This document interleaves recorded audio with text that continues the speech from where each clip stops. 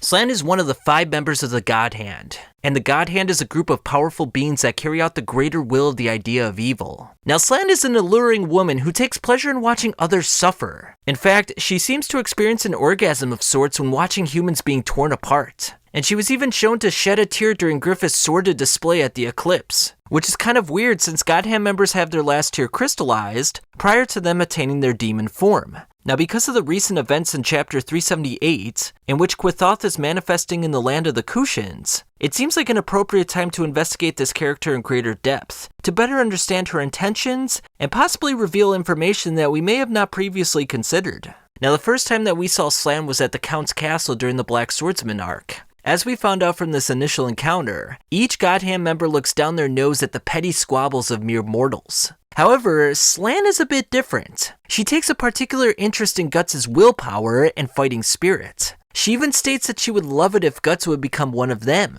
This is rather interesting, because we know that the God Hand is acting out the greater will of the idea of evil. You are part of your kind's consciousness, a part of me.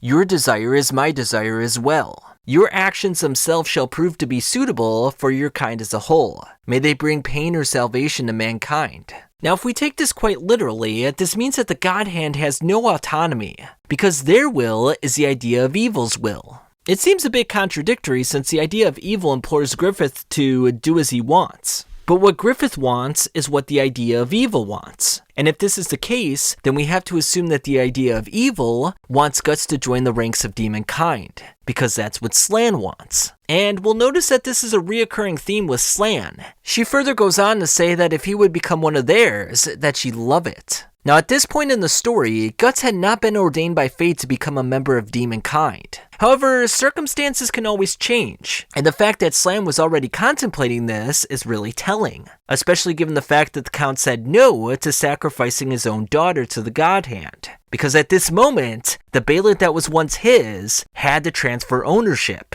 And the person who just happened to grab onto that Behelit was none other than Guts. And if you watch my previous video about the Behelit, I believe Guts has ownership of that Behelit at this moment. And this simple remark by Slan might have been the moment that the idea of evil decided to weave destiny so that the Count would say no in this pivotal moment, thus allowing Guts to finally hold a Behelit in his possession and possibly use it to become one with demonkind. Now, I'm not saying that he's going to say yes to the Behelit. I'm just saying that the idea of evil is weaving destiny so that it would fall in his hands. The next time that we see Slan is at the eclipse. She would be the first God Hand member to reveal herself to the Band of the Hawk, and she would quickly display her eagerness to see all the members of the Hawk sacrificed so that Griffith could become a demon.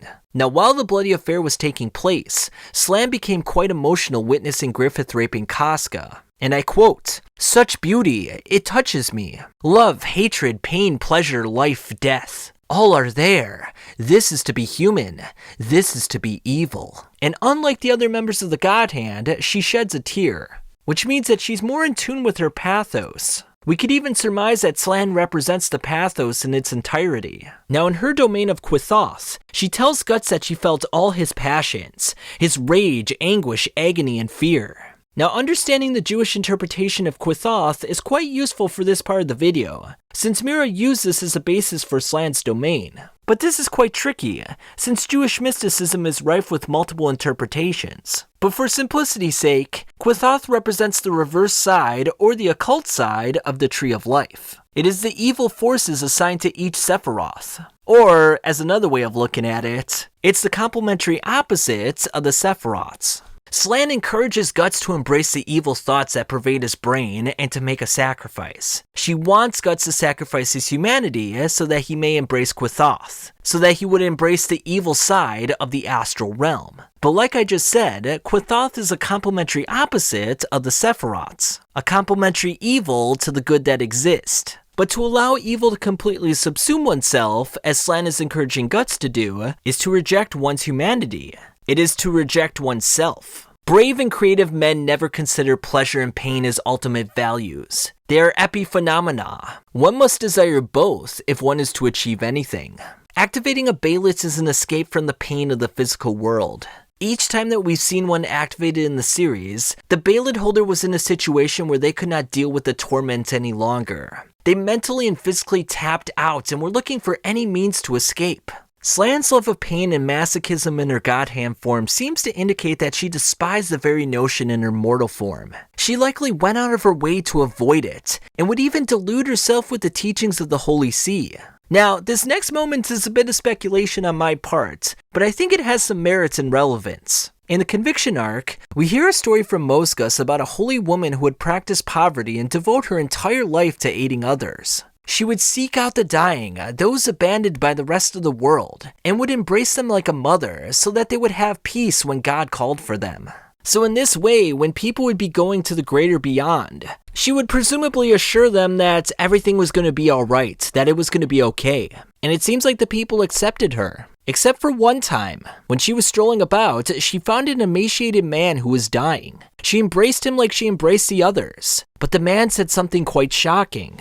The fact that I am lying here rotting by the wayside is proof that I have lived a proud life of solitude and independence. Please do not disgrace my sublime moment of death with your warmth. Now, there's a wealth of information here in this small moment, and it's all very pivotal to what we're talking about. Slan, being a holy woman, most likely a nun, forbade herself from connecting with her pathos. She likely refused all the emotional and sexual feelings deep within her, so that she may devote herself fully and completely to her work. But because she denied herself sexual gratification in her mortal form, her god hand form is absolutely infatuated with it. Carl Jung would call this her shadow self, the self that you refuse to show to the rest of the world. In her mortal form, she embraced people like a mother, whereas in her demon form, she embraces them like a whore. Or as Skull Knight said, a whore of the uterine sea.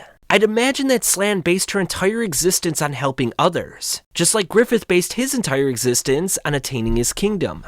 Obsession of the mind is something that plagues all the members of the God Hand. They had such a focus on achieving their goal that once it was ripped away, they became feeble and helpless. This feeling of helplessness led to desperation, which is why the Behelit was activated.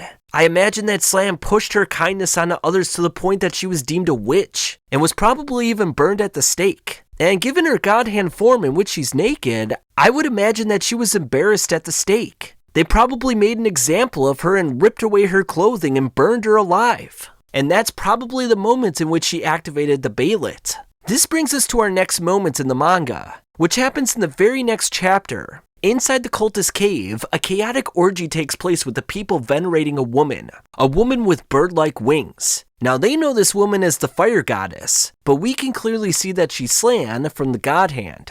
This is important because Slan's form is manifesting from the smoke of a great flame.